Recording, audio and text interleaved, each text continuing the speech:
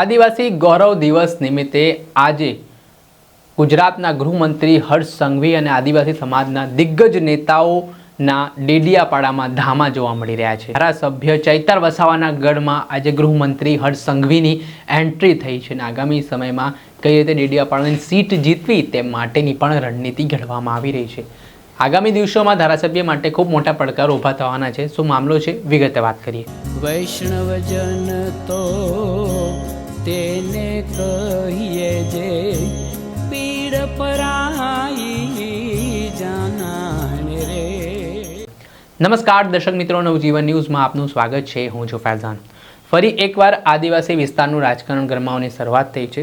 એક તરફથી કોંગ્રેસમાંથી કોંગ્રેસ નેતા મહેશ વસાવા જે હવે આગામી દિવસોમાં ડેડિયાપાડા સીટ પર રણનીતિ ઘડી રહ્યા છે, બીજી તરફ હવે ભારતીય જનતા પાર્ટીએ પણ પોતાની રણનીતિ ઘડવાની શરૂઆત કરી છે અને ડેડિયાપાડા સીટ જીતવા માટે એડી ચોટીનો જોર લગાવવાની શરૂઆત કરી છે।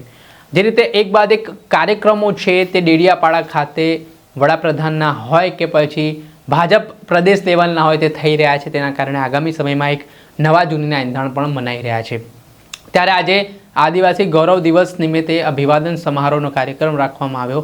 આ કાર્યક્રમમાં ગુજરાતના ગૃહમંત્રી હર્ષ સંઘવીએ ડેડિયાપાડાના ધારાસભ્ય ચૈતર વસાવાના ગઢમાં એન્ટ્રી લીધી છે અને હાલ તેઓ દ્વારા હવે ડેડિયાપાડાના વિસ્તારોમાં મહેનત વધારવાની શરૂઆત કરવામાં આવી છે।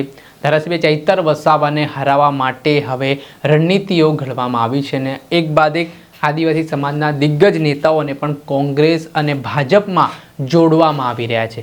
તેને લઈને હવે રાજકારણ ગરમાવાની શરૂઆત થઈ છે।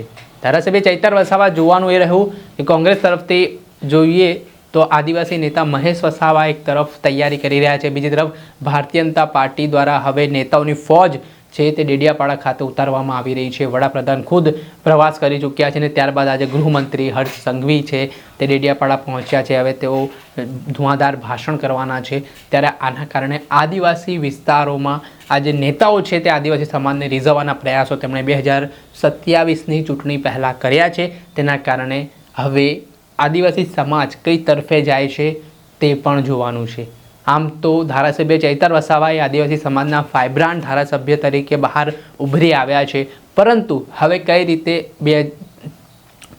કઈ રીતે હવે એક વર્ષ ચૂંટણીને બાકી છે ને તેમાં ભાજપ હોય કે કોંગ્રેસ હોય તે આદિવાસી વિસ્તારનો જે વિશ્વાસ છે તે જીતી શકે તે માટેની રણનીતિ છે તે ઘડાઈ રહી છે અને તેના જ ભાગરૂપે આજે ધારાસભ્યના ગઢમાં ગૃહમંત્રીની એન્ટ્રી થઈ છે અને તેના જ કારણે હવે આગામી સમયમાં જોઈએ હજી કયા દિગ્ગજ નેતાઓ ભાજપમાં જોડાય છે અને ભાજપ આદિવાસી વિસ્તારોમાં કેટલી મજબૂત બને છે તે આવનારો સમય બતાવશે।